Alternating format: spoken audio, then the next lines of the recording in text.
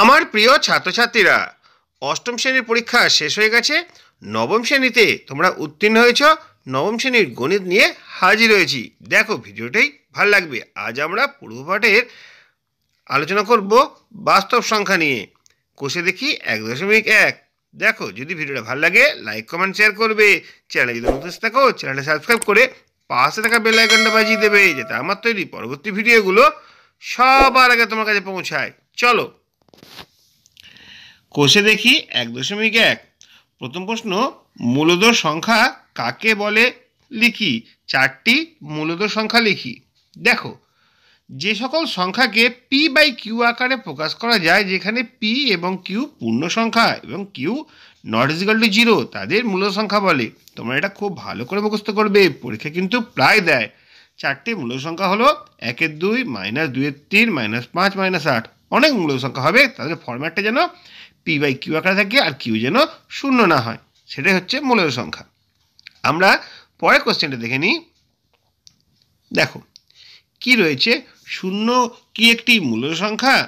শূন্যকে P by Q আকারে, যেখানে P R Q পূর্ণ সংখ্যা, কিউ নট ইকুয়াল টু 0 এবং পি বাই কিউ এর মধ্যে যে কোনো সাধারণ উৎপাদক থাকে না, আকারে প্রকাশ করি।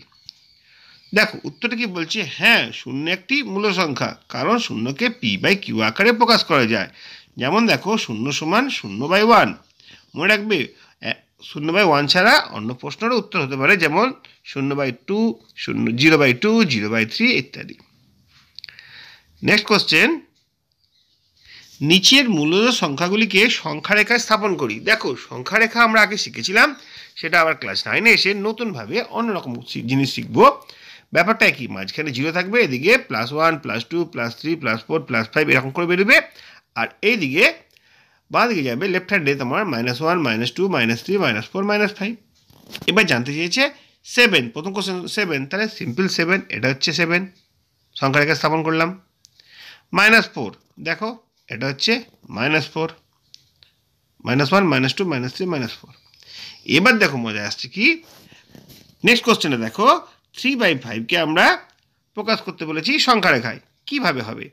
এখানে 0 আর 1 এর মাঝখানে 3/5টা আছে। আমরা কি করব, 0 আর 1টাকে ইকুয়ালি 5টা ভাগে ডিভাইড করলাম। তাহলে প্রথম পয়েন্টটা কত হবে, 1/5, এটা হবে 2/5, এটা হবে 3/5, এটা হবে 4/5, আর এটা হবে 5/5। দেখো 5/5 মানে 1, তাহলে 3/5 মানে পজিশনটা কোথায়, এখানে পজিশন। দেখো কালারফুল অ্যারো দিয়ে এটাকে বোঝানো হয়েছে। সিমিলারলি পরেরটা দেখো কি আছে, 9/2। 9/2কে যদি আমরা সংখ্যারেখা বসাই, কীভাবে বসাবো? দেখো 0, 1, 2, 3, 4, 5, 9/2 এর পজিশনটা কীভাবে বেরোবে? দেখো 0 থেকে 1, আমাদের ভগ্নাংশে যেটা হর থাকে সেটাকে আমরা দুভাগে ভাগ করব। আগে হর ছিল 5, তো 5 ভাগে ভাগ করেছিলাম, এখানে হর আছে 2, তাহলে 0 আর 1টাকে দুভাগ করব, 1 আর 2টাকে দুভাগ করব, প্রত্যেকটাকে দুভাগ করে করব। তাহলে প্রথমটা কত হচ্ছে, এটা হচ্ছে 0 আর 1 এর মাঝখানে যে পয়েন্টটা রয়েছে, এটা হবে 1/2, এটা হবে 2/2, 2/2 মানে 1, তারপরটা 3/2, 4/2, তারপরটা 5/2, 6/2, তারপরটা 7/2, 8/2, তারপরটা হবে 9/2। এটা যদি তোমরা পূর্ণ ভেঙে নাও, কী হবে, 4 পূর্ণ 1-এর 2, মানে 4 একটা সম্পূর্ণ ঘর, তারপরে 1-এর 2 মানে 5 আর 4-এর মাঝখানে এটা হবে। এইভাবে 9/2টাকে আমরা সংখ্যারেখায় বসাতে পারবো। নেক্সট রয়েছে 2/9। দেখো হরে কত আছে, 9, তাহলে 1 আর 0 মাঝখানে এটাকে আমরা 9 ভাগে ভাগ করলাম। তা ফার্স্টেরটা হবে 1/9, 2/9, 3/9 করতে করতে এটা হচ্ছে 9/9 মানে 1, 2/9 মানে এই পজিশনটা হবে। তারপর আছে 11/5। 11/5 এটা যদি আমরা ভেঙে নিই, 2 পূর্ণ 1-এর 5, তাহলে দুটো পূর্ণ সংখ্যা, তারপরে 2 আর 3-এর মাঝখানে সংখ্যাটাকে 5 ভাগে ভাগ করলাম, তারপরটা হবে। তার মানে যদি এটা হিসেব করি, প্রত্যেকটি ভাগ আমরা 5 ভাগে করলাম, তাহলে এটা 1-এর 5, 2-এর 5, 3-এর 5, 4-এর 5, 5-এর 5, এটা হয়ে যাবে 10-এর 5, এটা হয়ে যাবে 11-এর 5। ঠিক আছে, এরকমভাবে আমরা বুঝতে পারি। নেক্সট কি আছে আমাদের, -13/4। 13/4 এটা যদি আমরা ভাঙি, কি হয়ে যাবে, দেখো 13/4, এখানে আমরা দেখতে পাচ্ছি মাইনাসের দিকে যাব। এখন প্লাসের দিকে যাচ্ছিলাম, এবার আমরা মাইনাসের দিকে যাব, -1, -2, -3, -4। তো 13/4 এখানে কী করে বুঝবো, কি আছে তলায় ভগ্নাংশ হরে 4 আছে, তাহলে 0 আর 1 এর মাঝখানে আমরা 4 ভাগ করলাম, তাহলে -1/4 -2/4 -3/4 -4/4, এটা -4/4 হলো, এটা -8/4 হবে, এটা -12/4 হবে, তারপরটা -13/4 হবে, এই জন্য এই 13/4, এটা হচ্ছে 14/4, এটা 15/4, এটা হবে 16/4। দেখো -16/4 মানে -4 হয়। এভাবেই আমরা এটা বুঝলাম। এরপরে নেক্সট কোশ্চেনে চলে যাব। নিচের প্রতিটি ক্ষেত্রে মূল সংখ্যা দুটির মধ্যে একটি মূল সংখ্যা লিখি এবং সংখ্যারেখায় বসায়। 4 আর 5, 4 আর 5 এর মাঝখানে মূল সংখ্যা কী হতে পারে? সহজ হিসেব হচ্ছে দুটোকে যোগ করে 2 দিয়ে ভাগ করা, 9/2। এইমাত্র আমরা শিখলাম 9/2, সংখ্যাটাকে বসিয়ে দেবো। 1 আর 2 এর মাঝখানে কি আছে? 1 + 2/3, তাহলে 3/2 হয়ে গেল। 3/2 কী করে হবে? দেখো এ কোথায় আছে? 0 1 2 3 4 বেড়েছে, তা 3/2 মানে কত? 1 হোল 1/2, 1 পূর্ণ 1/2, তাহলে একটা পূর্ণ সংখ্যা, আর 1 আর 2 এর মাঝখানে এটা থাকবে, এটা 1 পূর্ণ 1/2, যেটা ভগ্নাংশ আছে 2, এটাকে 2 ভাগে ভাগ করবো, এটাকে 2 ভাগে ভাগ করবো, এটাকে 2 ভাগে ভাগ করবো, তাহলে প্রথমটা হবে 1/2, তারপরে 2/2, তারপরটা 3/2 হবে। নেক্সট রয়েছে 1/4 আর 1/2 এর মাঝখানে, 1/2 আর 1/4, 1/2, 1/4 আর 1/2 এর মাঝখানে সংখ্যা কত হবে? দুটোকে যোগ করে 2 দিয়ে ভাগ করবো, যোগ করে 2 দিয়ে ভাগ করলে কত হচ্ছে? 3/8, ঠিক আছে? তাহলে 0 আর 1 এর মাঝখানে সংখ্যাটাকে আমরা 8 ভাগে ভাগ করবো, তার মধ্যে একটা পজিশন নেবো, সেটা হচ্ছে 3/8, ঠিক আছে? এটা 1/8, তারপর এটা 2/8, তারপর 3/8, তারপরটা 4/8, 4/8 মানে 1/2, ঠিক আছে? তাহলে 1/2 আর 1/4 এর মাঝখানে নাম্বারটা হলো 3/8, সহজেই সংখ্যাটাকে সাহায্যে বোঝা যাচ্ছে। তারপরে দেখো -1 আর হাফ, -1 আর হাফ একই সিমিলারলি আমরা এটাকে যোগ করবো আর 2 দিয়ে ভাগ করবো, কত হচ্ছে? -1/4, তাহলে 0 আর 1 এর মাঝখানে 1/4, 2/4, 3/4, 4/4, এটা হচ্ছে 1/4, এই নাম্বারটি হচ্ছে এটা। নেক্সট কি আছে দেখো, 1/4 আর 1/3, 1/4 আর 1/3 মাঝখানে সংখ্যা করতে গেলে দুটোকে যোগ করবো, যোগ করে আমরা 2 দিয়ে ভাগ করবো, 7/24।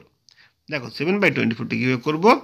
তাহলে এই লাইনটাকে 0 আর 1 এর মাঝখানে 24 লাইন টানবো, তার মধ্যে 7 নম্বর ঘরটা আমাদের হবে অ্যান্সার, ঠিক আছে? 1 2 3 4 5 6 7, 7/4 হচ্ছে। -1 আর -2, -1 আর -2 যোগ করে 2 দিয়ে ভাগ করলে -3/2, -3/2, 0 1 2 মানে 1 পূর্ণ 1/2, একটা পূর্ণ হয়ে গেছে, তারপরের সংখ্যাটা 2 ভাগে ভাগ করে নিচ্ছি, মাঝেরটা হচ্ছে। নেক্সট দেখো 4 ও 5 এর মধ্যে 3টে মূল সংখ্যা লিখি, ঠিক আছে? 4 আর 5 এর মধ্যে গ্যাপ কত হচ্ছে? গ্যাপ হচ্ছে 1, আমরা 3টে মূল সংখ্যা লিখবো, মানে 4কে আমরা 4 দিয়ে গুণ করবো। 4-এর তলায় কি আছে? 4 একটা মূল সংখ্যা, কারণ 4-এর তলাকে 1 আছে, ঠিক আছে? p/q আকারে প্রকাশ করলে 4/1 হয়, 5টাকে p/q আকারে প্রকাশ করলে 5/1 হয়, দুটোকে আমরা 4 4 দিয়ে গুণ করবো। 3টে মূল সংখ্যা লিখতে দিয়েছি আমরা, গ্যাপ যদি 1 আছে, 4 4 দিয়ে গুণ করলাম, কত হলো? 16/4, এটা হলো 20/4, তো 16 আর 20 এর মাঝখানে 17 18 19 3টে মূল সংখ্যা আমরা আরামসে বার করতে পারবো।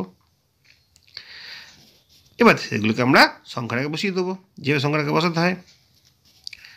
নেক্সট কোশ্চেন, 1 আর 2 এর মধ্যে 6টা মূল সংখ্যা। দেখো 6টা মূল সংখ্যা, তার মানে আমরা 7 দিয়ে গুণ করবো। 1 মানে 1-এর 1, 2 মানে 2-এর 1, 7 দিয়ে গুণ করলাম 7-এর 7, 7 দিয়ে গুণ করলাম 14-এর 7, 7 আর 14-এর মাঝখানে আছে 8 9 10 11 12 13, ঠিক আছে? 6টা সংখ্যা পেয়ে গেলাম। এবার এগুলোকে আমরা সংখ্যাটাকে বসিয়ে দিলাম। নেক্সট রয়েছে 1-এর 5 আর 1-এর 4 এর মধ্যে 3টে মূল সংখ্যা। 1-এর 5 আর 1-এর 4, 4 দিয়ে গুণ করলাম, কত হয়ে গেল? 16-র 80, এটা হয়ে গেল 20-র 80, তাহলে 16 আর 20-র মাঝখানে 17-র 80, 18-র 80, 19-র 80, তাহলে হয়ে গেল আমাদের সহজভাবে 3টে মূল সংখ্যা। তারপরে বক্তব্যগুলো সত্য হলে ট্রু আর মিথ্যা হলে ফলস বসায়। দুটি পূর্ণ সংখ্যার যোগ ও বিয়োগ ও গুণ সর্বদা পূর্ণ সংখ্যা পায়, দুটি পূর্ণ সংখ্যা ভাগ করে পূর্ণ সংখ্যা পায়। দেখো প্রথমটা হচ্ছে উক্তিটি সত্য, তারপরে উক্তিটি হচ্ছে মিথ্যা। নেক্সট কোশ্চেন কি আছে দেখো, দুটি মূল সংখ্যা যোগ বিয়োগ গুণ ভাগ ভাজক শূন্য নয় করলে কি পাবো? দেখো দুটো মূল সংখ্যা ধরে নিই a/b আর x/y, যেখানে a b x y পূর্ণ সংখ্যা, b ≠ 0, y ≠ 0। দেখো ভগ্নাংশে হর যদি শূন্য হয় সেটা মূল সংখ্যা হবে না কিন্তু। এবার যোগ করছি ax + by/by, এটা একটা মূল সংখ্যা, বিয়োগ করলে যেটা হচ্ছে ax - by, ax - bx ay minus bx by by, এটা একটা মূলদ সংখ্যা। গুণ করলে কত হচ্ছে ax বাই by, এটা একটা মূলদ সংখ্যা। আর ভাগ করলে কি হচ্ছে ay বাই bx। ঠিক আছে, এক্ষেত্রে ভাজক শূন্য নয়, তাহলে X Y not is equal to zero, X not is equal to zero. ay by bx এর হর bx not is equal to zero, তাহলে এটা হচ্ছে মূল সংখ্যা। দেখো এইভাবেই 1.1 সকল কোশ্চেনগুলোর অ্যান্সার কীভাবে তৈরি করতে হয় তোমাদের বুঝিয়ে দিলাম। আশা করি তোমাদের অনেক কাজে আসবে। যদি ভিডিওটা ভালো লাগে লাইক কমেন্ট শেয়ার করবে। চ্যানেলে যদি নতুন আসে দেখো চ্যানেলটা সাবস্ক্রাইব করে পাশে থাকা বেল আইকনটা বাজিয়ে দেবে, যাতে আমার তৈরি পরবর্তী ভিডিওগুলো সবার আগে তোমার কাছে পৌঁছায়। তোমরা প্রত্যেকে ভালো থাকবে।